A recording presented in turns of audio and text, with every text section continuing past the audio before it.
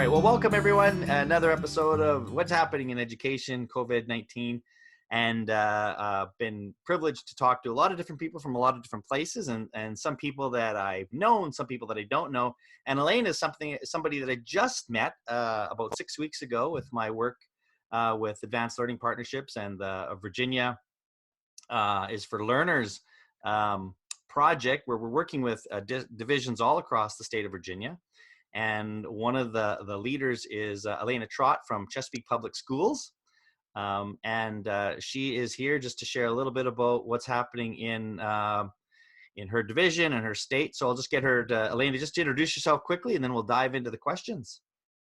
Sure. I'm Alaina Trott. I am the Director of Strategic Initiatives for Chesapeake Public Schools in Virginia. We're a very diverse school district with about 40,000 students. We have a great military-connected population, we're excited to be here. We're excited to share some ideas and hopefully inspire some hope. Yeah, and I've got to know a little bit of the Virginia context over the last few months or so with my work with the Valen project. But and I know that Virginia as a state was one of the earlier states to basically say, yeah, we will be out of school for the year. So that it sounds like for most people that was a welcomed, just to know either way what's going to happen. And so they've moved forward, and I'm always impressed with what I see in the state. But one of my first questions is, like, if I'm a teacher in Chesapeake Public Schools, Virginia, what am I being asked to do between now and the end of the school year? What's my job?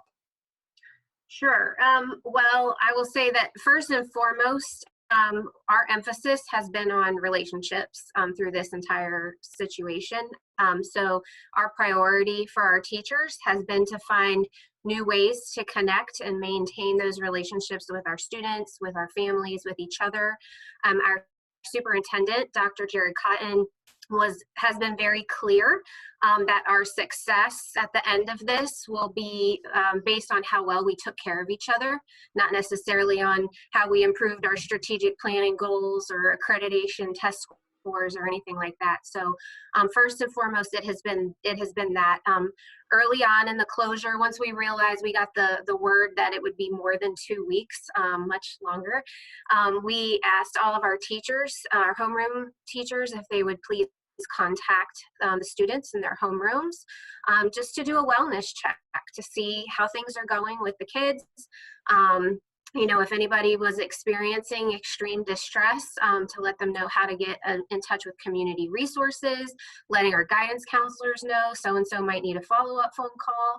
And they also did a little survey to see the access to technology in the home, because at that point, we are not a one-to-one district.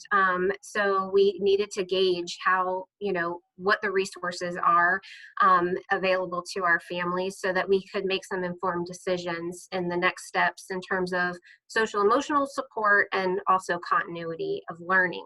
So our continuity of learning plan has actually gone out in 3 phases. We just started phase 3 this week.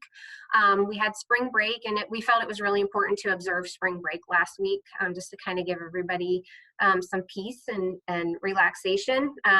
As much as they could. But now our teachers are remotely collaborating within their professional learning communities to design both online and paper pencil learning activities that are aligning with essential skills within our curriculum that we weren't able to teach prior to the closure. So all of our learning activities prior to phase 3 were actual remediation review activities, and now we're digging into new content. So special education teachers and ELL teachers are working with our general education teachers to provide modifications and accommodations to students in need of those supports. They're also meeting with students through video conferencing. We do have Google Suite for our students. And so Google Meet has been great. We're uploading learning activities and instructional resources to Google Classroom. Thankfully, we did have an ample supply of laptops that we've been able to, we're in the process of still distributing those to our high schools who have so that they can finish the course competencies and earn those credits. For our elementary and middle school students without technology, we're providing printable learning packets, and the teachers are providing instructional support over the phone. And then at the central office level, we're being creative and finding innovative ways to connect, provide frequent and accurate and consistent messaging.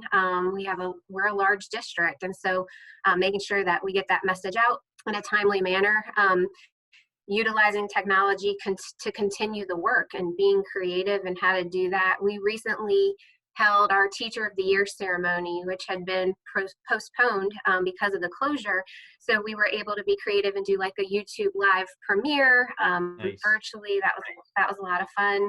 So we're getting creative and collaborating, and it is beautiful to watch, to see people thinking out of the box. Yeah, and first of all, I just love the fact, and I know you talked to me and your team talked to me about how much you valued your superintendent in terms of this was before all this, right? Just the way that he was empowering you guys and to do a lot of great work. And I'm just, as soon as I hear that the message is loud and clear, take care of people's emotional and social emotional needs first, and then worry about the next thing later. One of the questions, though, and you talked about, I'm glad you talked about the fact that you're focusing on high school students, making sure they had the access to technology a little bit more at stake in terms of their academics. Do you have any sense, and maybe you don't, so don't feel pressured into answering this question, but like I think about, okay, so if I looked at the spectrum of students and think about, let me categorize these students as having access, they're sort of in the okay category in terms of they can continue learning. And then you have the group of students, and there may be some, I don't know, that maybe teachers haven't even been able to get a hold of for some reason, or just having terrible time doing it. And sort of that added stress of, man, I talked to this person once on the phone or whatever. Do you have any sense of like how many families that would involve, or what percentage of your students sort of fall under that really vulnerable category that you've tried everything, but just can't, it's not much you can do? Yes. So we had a pretty good return rate on that first run of phone calls. Did the check-in phone calls. I want to say it was over the 80% mark. So that was good that we were able to establish that communication. And there are some, but I think as words kind of traveling out in other means, and kids, they use their social media, and Right. Parents are posting things, and so word of mouth is kind of getting out. And we've had people call and say, hey, and and ask us and reach out to us. I'm not exactly sure what the percentage of unable to reach at this point is. I know that there are some, and not just because of language barriers, but I think some too because of transitional challenges, like we need to go live with grandma until this Right. is over, or there's work here, and so we're going to have to travel to this space. So there are some that we haven't been able to reach, and that's why it's been really important that we've prioritized the connections before the content. And I think we'll talk shortly about some of our grading and things like that we've adjusted, attendance policies, all that kind of stuff that we've adjusted to recognize that this isn't the priority right now. Yeah. And again, I think, to me, I always just think that's sort of when they're coming to the building, even though, and this is where the equity thing is really been on my mind lately, we can in some ways fool ourselves into, not fool is not a great word, but we have more of a chance to make the educational experience more equitable when they're in a building together, in a room where they have access to the same things and so forth. And now the equity issue is just really, to me, just right in our face, like, oh man. And again, whether it's because they have to move because of work, or parenting, there's just a myriad of issues that affect them. So that's just going to be an interesting, I think, reflection around, because they're at this point, again, there's just, you do everything you can, but you are way more limited in what you're able to do to help those most vulnerable. You mentioned too around the messaging and I know you're part of that. Can you tell me just like what you've appreciated? I think personally, from your perspective, what you've appreciated from a messaging standpoint. And again, I know you touched on the emphasis, but is there anything even specific in that you said, boy, I really appreciated these words, this format, frequency, or whatever to help you do your job better? Yeah, I mean, I'm really grateful about our district's priority in maintaining connections right now. We know that our kids miss their friends, they miss their teachers, they miss a sense of normalcy. We know that they have additional burdens of taking care of siblings and supporting their parents who are under distress right now, and sadness from missing out on things that they were looking forward to, such as prom, and spring sports seasons had literally just started.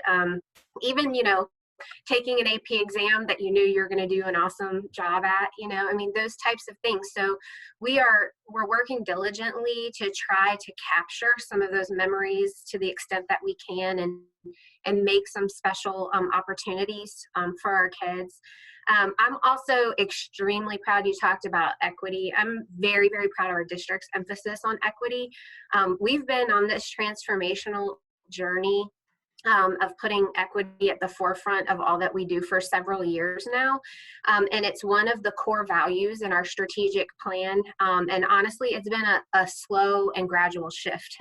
For us, there's been a lot of focus on relationship building, having courageous conversations, coaching through those courageous conversations, professional development, data-driven analysis of equity audits and things of that nature. So, when you come to a time like this, that's critical to hear people speaking the language of equity just in natural discourse is it's beautiful. There's no manual for how to deal with this. And so in a situation like this, you have to use your core values as your guiding principles when you're trying to create and adapt policies and procedures. And so throughout this entire season, we've been focused on getting resources to those who need them, respecting that each student has and will endure different circumstances prior to the closure, during the closure, after the closure, and making sure that our critical decisions don't harm them. We've really been valuing flexibility in how we get things done, offering options, and having empathy. And I think sometimes it's hard to really understand what kids in trauma go through unless you've been through it. And so, we're all experiencing some sense of that right now. And so I think it is developing a little bit of empathy. And I think some of the privileges that we're fortunate to have, many of us are fortunate to have, people are finding themselves in situational poverty right now because of furlough or because of what have you. And so, it really is developing increased empathy because people are experiencing challenges on their own. So if I could just share, we rolled out a revised grading plan a few weeks ago. And it was designed with an equity mindset. I mean, we were talking about equity and really trying to make sure that we captured the needs of our kids who may be under-resourced. And we rolled it out, and then we heard from families and we heard from students about how the policy could potentially negatively affect them. And our superintendent made a really brave decision, and he said, okay, let's stop. Let's look at the policy again. Let's dig deeper into it and see how we can include more kids, because our kids didn't ask for this, right? So they shouldn't be penalized because of this situation.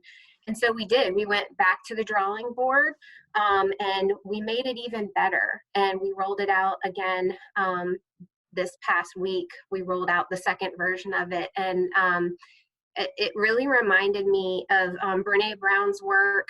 She says a lot that it's more important to get it right than to be right. And I just find that the humility and to be courageous to say we didn't do that right the first time. We need to try again. Can we ask for your grace and let's see if we can make this better for more kids. And so the fact that that's the culture of our organization now is just, it makes me very proud. You know, we have a spirit of excellence and we have a team that's committed to getting it right for all kids. So I think if we can find a silver lining, it would say that the challenges really reveal just how far we've come in our equity journey. And it's incredibly rewarding to, you know, to know that we're intentionally seeking to give kids what they need. So that's been a plus for us. You know, there's still plenty of opportunities to get it right in the future.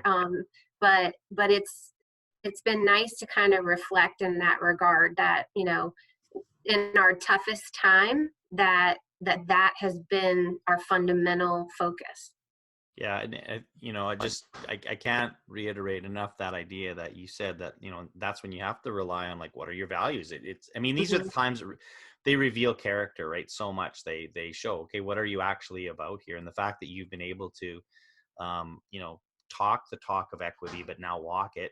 And also, you know, I think it's such a great sign of leadership to be a little, I mean, that's a Brene Brown thing, right? Of being vulnerable and saying, yeah, maybe we didn't get it right. And I think, you know, that's something that is more and more sought by organizations, but it's just, it takes a while to get there. And I think what you've described is the fact that this didn't just happen on March 15th or whatever. Like, this is something that's been developed as part of Chesapeake Public Schools for a while now. Even, in fact, even I know before your superintendent came, this has been something, and he's just been able to continue on with that charge. So I think kudos to you. And I know, as well as you speak, that, you know, having spent a couple of days with you and your team, that sense of just the way that your whole team kind of operates and thinks is truly authentic, I guess. And it's not something put on, but it's something that you all really believe in and are working towards. So thanks for sharing that.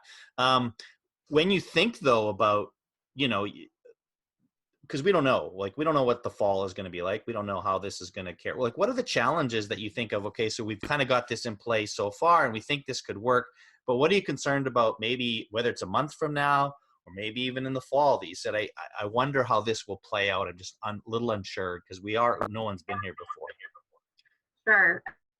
You know, we recognize that this is a time of crisis for our families. As I said, many are on the brinks of situational poverty right now. They're worried about their finances. They're worried about making sure their kids have basic needs met, staying healthy. They're worried about, you know, family members who are medically fragile, and making sure that they have access to take care of them. So I will say, you know, right now our school district quickly prioritized a mobile meal program to make sure that, you know, we talk about Maslow's hierarchy. You've got to make sure that you have their basic needs met before you can dig into any sort of, and their sense of belonging and love and affection, which is why I really feel like we've done this in the right order. But so we are worried about the mental health of our families, right, overall, and those family structures right now. And, you know, when school returns, how are we going to facilitate the healing process and help our students and staff process this? A good friend of mine, you know, we talked about reaching out to the kids and checking in on them. And she's a principal in another district. And she said, Alaina, well, who's checking in on the teachers? Right? Like, because we have to make sure that they're good in order for them to make sure that the kids are good. And, you know, it's that dynamic there. But I think in terms of equity, you know, there's still equity gaps that need to be disrupted and addressed. And, you know, some that would not have been exposed without this. So for example, like you said, we still have parents that we can't get in contact with. There's language barriers. So where are they? You know, how do we communicate with them? And what happens with those kids if they take incompletes in their classes because they weren't able to finish the coursework, you know, or what have you? We really need to look at how quickly we can get our district to one-to-one. and build teacher capacity through professional development. There's a variance in our teachers' efficacy to be able to teach through technology, and that presents an equity gap. I think that looking at challenges ahead of scheduling remediation, how do we assess the learning gaps and quickly address them in the fall, and make up that lost instructional time, particularly for our kids who were already meeting some academic challenges prior to the closure. How do we provide large scale social emotional supports in times of crisis like this? That's a challenge that we're concerned about. And then of course, the budget. I mean, the future of our budget is uncertain right now, and we've made some really great gains over the last 10 years. 10 to 12 years, as far as working our way back up to an operating budget that has some flexibility in it. I oversee our district strategic plan, and in the back of my head I'm going, we've got all these goals that we need to meet before 2025, and how in the world are we going to do that without the funding to support these initiatives? And we're going to have to be creative, and we're going to have to prioritize and figure out how to continue to make progress towards our vision, because that vision is really about empowering kids, all kids, to achieve their life's potential, and including these kids right now. So yeah, I mean, you've addressed a lot of different challenges that some of them I hadn't really thought of. No one yet has talked about budgets, but I've been thinking about that because with all of the spending, well, two things, right? With all the spending that governments have had to do to keep things going, that's going to have to come back to us. Not to mention the fact that our families are just going to be hit in a lot of ways too. So yeah, there's certainly much we can do, but I guess it's all at this point we continue to be a little bit one day at a time. But at the same time, I know in a position like yours, you have to be thinking ahead of these things too. So those are definitely some challenges.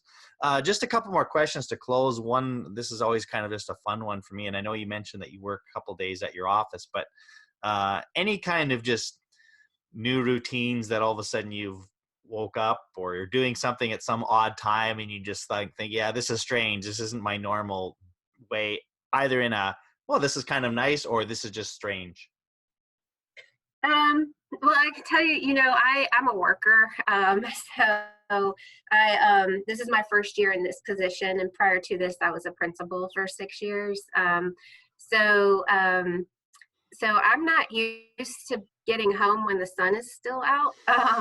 So it's been nice to go for a run or a walk, and the sun is still out. It's, I'm making more meals at home, which is good. I'm trying some new recipes and things. My kids have already graduated, so I know that there's a lot of professionals right now that are trying to balance parenting and professional life, and I can say that I don't have that extra challenge right now, but my colleagues, certainly share that with me. But I'm catching up on reading books that have been on my Amazon wish list forever.